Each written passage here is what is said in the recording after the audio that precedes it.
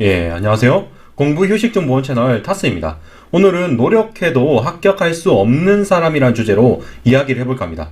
본격적인 이야기를 하기 앞서서 아주 익숙하지만 무서운 사례를 들려드리도록 하겠습니다. 아주 먼 옛날에 한박절이라는 사람이 있었습니다. 박절 씨는 유명한 가수가 되는 게 꿈이었습니다. 그래서 매일매일 노래방을 갔습니다. 노래를 많이 부르다 보면 실력이 늘 것이고 그러면 언젠가는 가수가 될 수 있을 거라고 생각했습니다. 근데 하루 5시간씩 10년 넘게 노래를 불렀는데 실력이 늘질 않습니다. 누군가가 그럽니다. 박절아, 넌 음정이 너무 부정확하다. 음감을 기르는 연습을 좀 해야겠다. 박절 씨는 신념이 있습니다. 어차피 노래를 잘 부른다는 것은 정답이 없으니까 가볍게 무시해줍니다. 누군가가 이번에는 박절 씨 보고 박자가 자꾸 틀리니 고쳐보라고 지적합니다. 박절 씨는 역시 신념의 사나이입니다. 그런 공장에서 찍어내는 가수가 될 수 없어. 나는 나만의 그루브를 따르겠어. 그런데 시간이 아무리 지나도 노래방을 아무리 가도 박절 씨의 실력은 거기에서 거기입니다. 노력하면 다 되는 줄 알았는데 안 됩니다. 그러자 박절 씨는 이제 치트키를 씁니다. 이게 모두 내가 재능이 없어서 그렇다. 열심히 하면 되는 줄 알았는데 역시 세상은 재능을 가진 이들만 대우를 해준다. 망할 세상. 이제 박절 씨는 면죄부를 얻었습니다. 잘 나가는 가수는 전부 노력을 안 하고 재능으로 성공한 사람입니다. 자기는 순진하게 열심히 하면 된다는 말을 믿는 바람에 시간과 노력을 낭비한 불쌍한 사람입니다. 세상은 박절 씨를 괴롭히고 속이기 위해서 존재합니다. 이제 박절 씨는 죄책감을 느끼는 대신에 억울해하면 됩니다. 노래 이야기를 했지만 사실 진짜 하고 싶은 말은 그게 아니란 것을 아실 겁니다. 사실 박절 씨와 비슷한 방식으로 시험 준비를 하는 사람을 종종 봅니다. 그냥 열심히 합니다. 방향에 대한 조언은 나와 맞지 않는 공부법이라는 표현을 쓰면서 가뿐하게 무시해줍니다.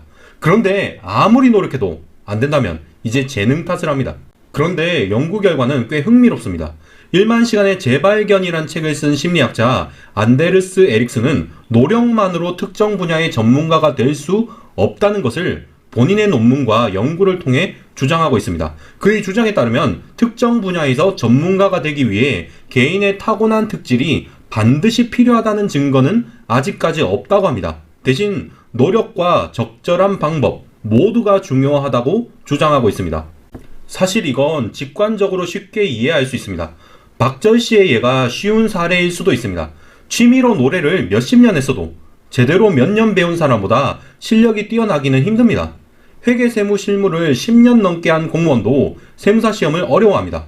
합격이라는 목표를 위해서는 그에 맞는 적절한 방향과 노력이 필요합니다. 이걸 그냥 재능 때문이라는 한 단어로 표현하는 건 여러분의 노력 그 자체에 대해서 폄하하는 것일 수도 있습니다. 여러분의 시간과 노력이 정말 소중했다면 방향까지도 고민했어야 합니다. 종종 수험생들이 저에게 물어봅니다.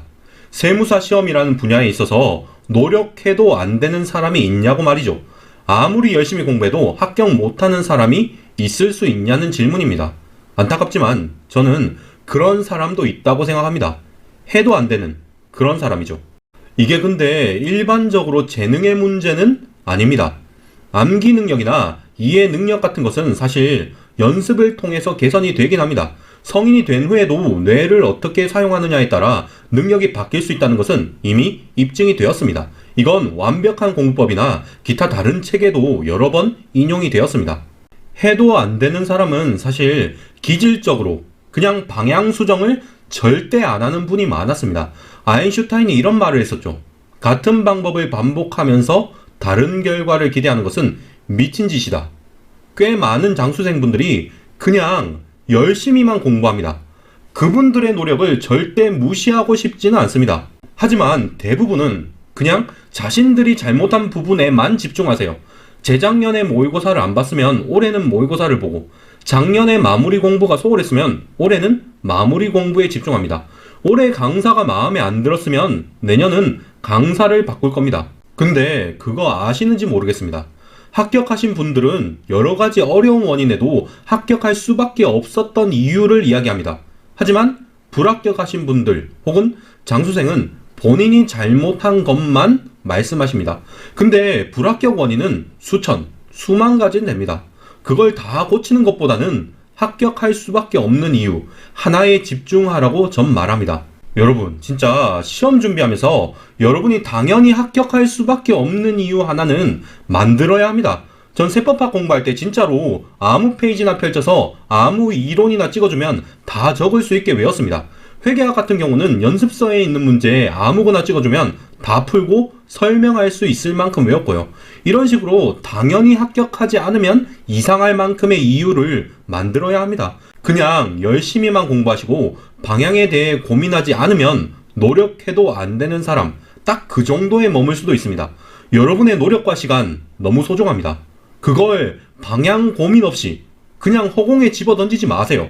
아마 이 영상도 마음에 안 드실 수 있는데 정말 후회하십니다. 이상으로 영상을 마치겠습니다. 예비 합격자 여러분, 시청해주셔서 감사합니다.